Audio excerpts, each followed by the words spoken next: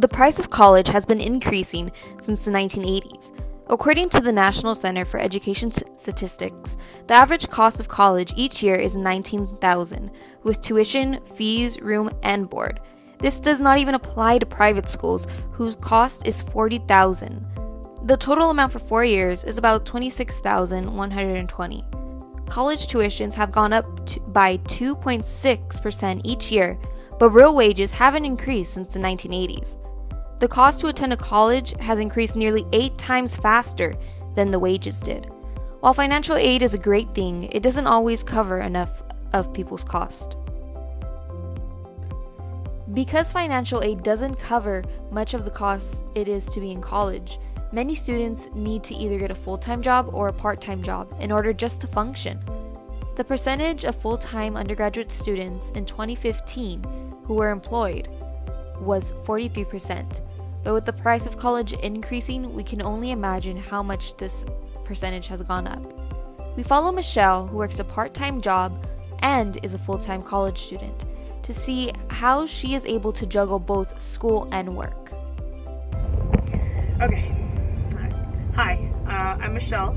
I'm a fourth year studying history, political science, and education at UCI, and I have a part-time job in order to pay, bills and my rent and tuition. Okay, so I woke up at 4:30 this morning, got up to go to my internship, and then after that I went straight to class, and then after that I pretty much went straight to work because I work for the rest of the night until 10:30, and then after that my friend and I are gonna go study for our stats quiz tomorrow. So it's a busy day and I got a lot to do, so can't get lazy, Alright, let me go to the receipt there for you. You have a good night. Thank you. Hi, how are you? You're not supposed to take the camera. I can't take this seriously. Okay.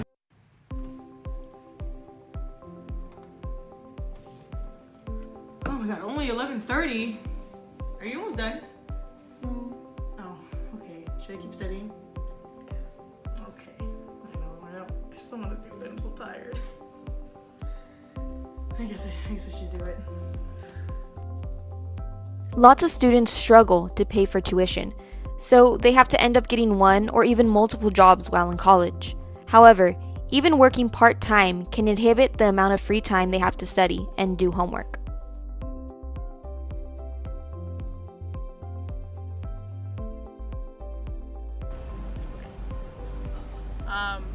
I started working at Whole Foods starting in July of last year, so 2018.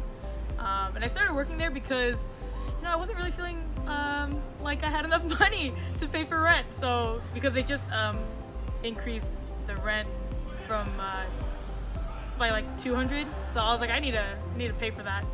So that's why I got my job at Whole Foods.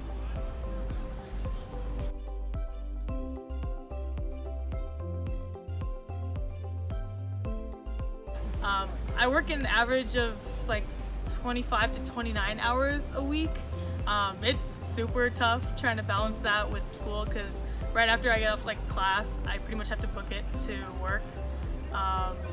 It's like super tough because if you have like a lot of group projects, it's really difficult to work on it because you got to do it either really late in the night. I usually get off at like 10:30 every night, or I would have to do it sometime when I'm free during class or like when I'm on campus.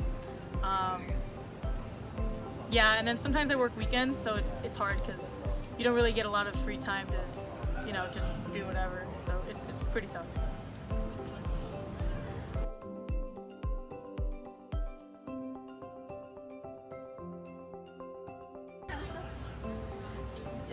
Yeah, it is difficult to do things like, I especially want to go to grad school, but having to work, it makes it really difficult to get the experience that I need. When I do have extracurricular activities, I have to call off work, or I have to cut my hours a little bit, and it's hard because obviously I have to work, but obviously I need the experience to go to grad school, and you just kind of have to find a good balance. Sometimes you just don't. You just kind of have to roll with the punches. So yeah. Working in college is not a recent problem that affects our society today. This juggling of work and school has affected different generations, such as Susie Beltran. Susie is a stay-at-home mom who in the early 90s was a full-time college student and had a full-time job.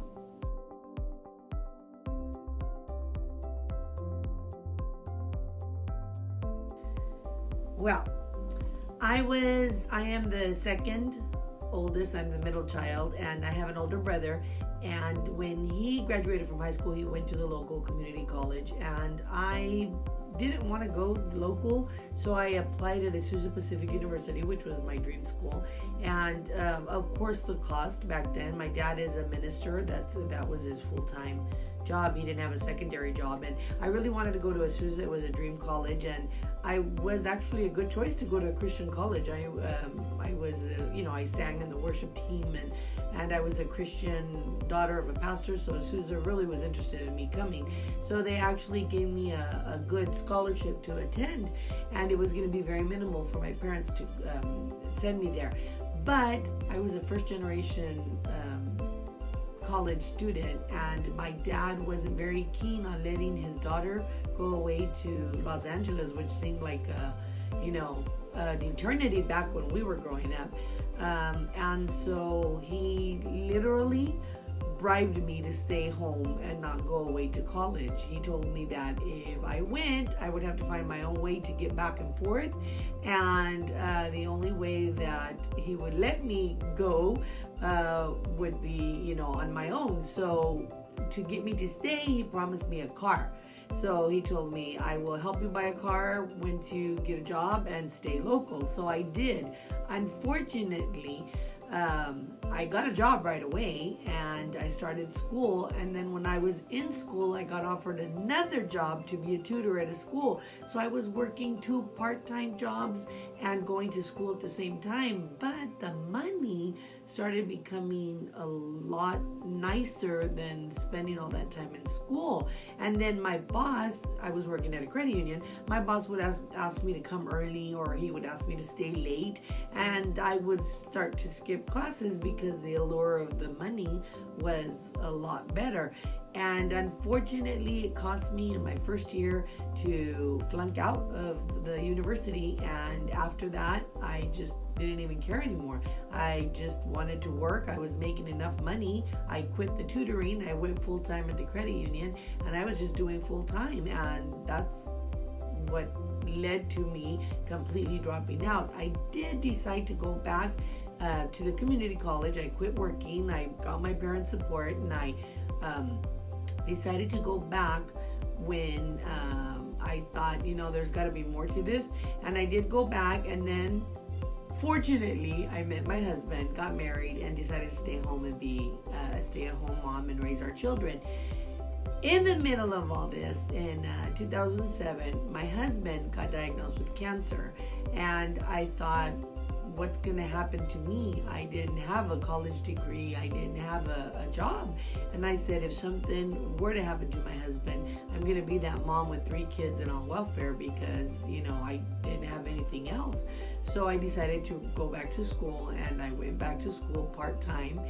And unfortunately, in 2011, while I was finishing, I did go back to subbing while I was doing this. I got diagnosed with cancer. So all this in my story, I am still 2 classes short of finishing my degree, and all that because I decided to work instead of committing myself full-time to college. The struggle between being a full-time college student and working has and will probably always be a major issue that many college students will have to face, due to both inadequate financial aid, due to low government investment in education, and the rising cost of college education. This can cause low-income students like Susie to give up on her dream of going to college in order to make money, or it can also produce students like Michelle, who battles between her education and work in order to pursue her dreams. But it shouldn't be like this.